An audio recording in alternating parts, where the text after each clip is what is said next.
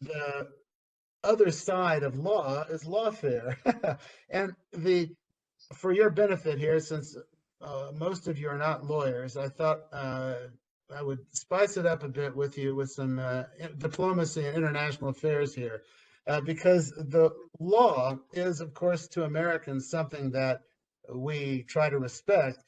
Law is a tool in the hands of authoritarian governments, whether it's domestically because you've evaded taxes for Mr. Putin and he doesn't like your opinion, or on the international stage. Interestingly, a good example, they're always trying to find ways in which the United States fails and demonstrate our lawlessness. This most recently by the Chinese accusing the United States because we're responsible under Article 6 for these Starlink satellites of coming dangerously close to the Chinese space station. Invoking Article 5, which means we have to send a report to the Secretary General. Why did they choose that one? Because they can't choose the other ones because they violate them so often, is the interesting story. I mean, they didn't say, Laura highlighted a lot of these things really well. The point here is that there is a thing called due regard, but none of the sides have invoked this in space yet, although the United States just took a step with respect to due regard when it comes to debris and anti-satellite weapons tests, when I'll get to that. But you don't see China, the United States, or the Russians invoking harmful interference or due regard. The terms are there in the treaty, but the states remain silent based on political judgments, which may change depending on how much more dangerous space gets. I would also note here that the Russians in particular are absolutely fabulous at creating cover stories and legal decoys to impede meaningful legal cooperation. The poster child for that is the PPWT, a treaty that the Russians have proposed with the Chinese that is supposed to make space a peaceful place. Who can't love that, right? Who can't love it?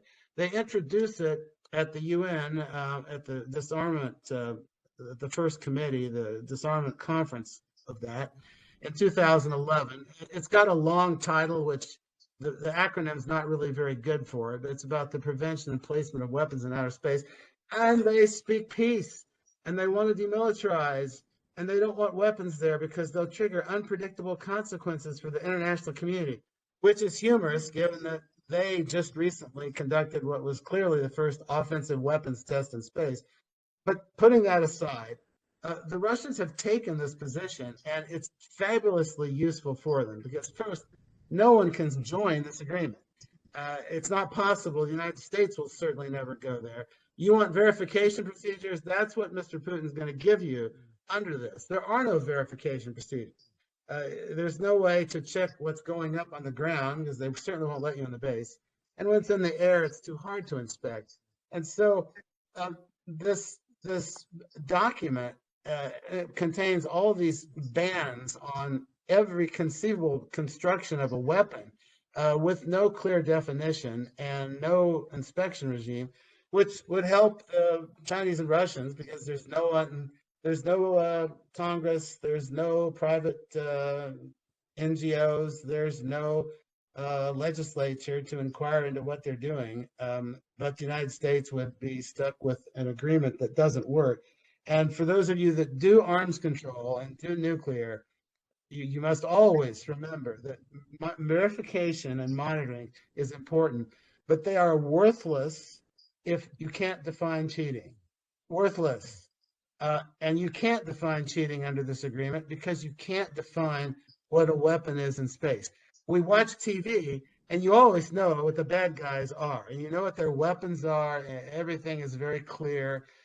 You don't know what a weapon is because, among other things, anything that can maneuver in space is capable of being a weapon. Almost as Henry, the first speaker, Henry, said,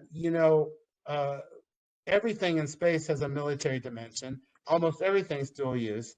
And for many years, the Russians accused the United States of launching this terrible space weapon, the space shuttle, because it was in their category of space maneuverable vehicles. They have a point. It's possible. The Chinese are busy launching their robotic arm satellites.